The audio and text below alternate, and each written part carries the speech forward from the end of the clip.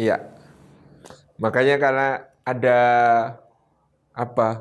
sebuah eh, ya pemeo kata-kata yang sering diungkapkan orang ya, sebenarnya harta tahta itu tidak mengubah, hanya menunjukkan aslinya. Jadi jadi memang ya tantangan orang untuk di dalam berbisnis, merintis karir dan usaha itu adalah untuk istiqomah sesuai niat awalnya. Dia bekerja pun karena Allah, dia berbisnis pun karena Allah, dia melakukan semua itu dalam rangka ibadah kepada Allah Subhanahu wa taala. Maka yang pertama terus harus ya menata niat ya di dalam bisnis, di dalam usaha. Tapi jangan takut sukses. Ini kok belum sukses sudah takut duluan juga jangan sampai gitu. Gitu. Jadi kita bentuk niat ini betul-betul ya ketika kita berbisnis pun untuk berkhidmah kepada agama Allah. Ya kita bisa membaca biografi para sahabat Nabi Shallallahu Alaihi Wasallam.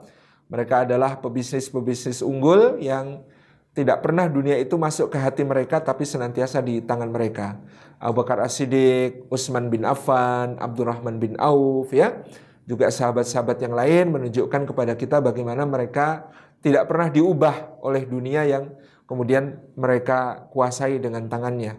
Abdurrahman bin Auf sampai akhir hayat konon tetap ketika berada di tengah para pegawainya nggak bisa dibedakan antara dia dengan pekerja-pekerjanya gitu ya. Dari sisi penampilan maupun juga dari sisi gayanya itu nggak berubah gitu ya.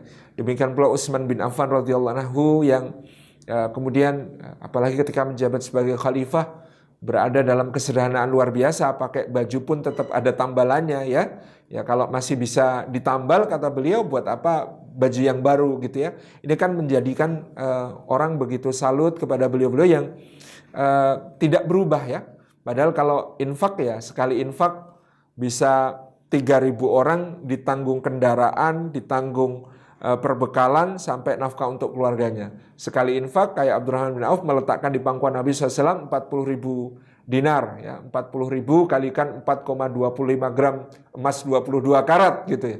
Itu kan sesuatu yang kemudian kita bisa melihat bahwa mereka pribadi-pribadi unggul dalam bisnis ya, sangat gesit dan cekatan membaca peluang bisnis, tetapi mereka tidak pernah kemudian meniatkannya hanya untuk hal-hal yang mereka nikmati di dunia, tapi betul-betul ingin mereka nikmati di akhirat nanti. Jadi ya kita perlu menguatkan ya pribadi kita dengan kisah-kisah mereka, dengan suri teladan mereka.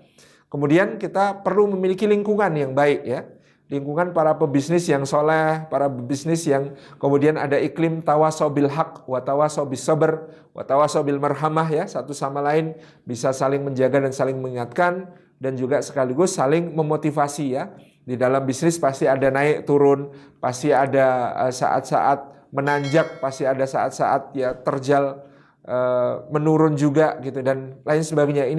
Ini penting untuk kita juga senantiasa tidak mudah menyerah, tidak mudah patah arang, tapi juga tidak mudah berpuas diri gitu ya. Ini penting untuk kita punya lingkungan yang bisa saling support satu sama lain. Demikian.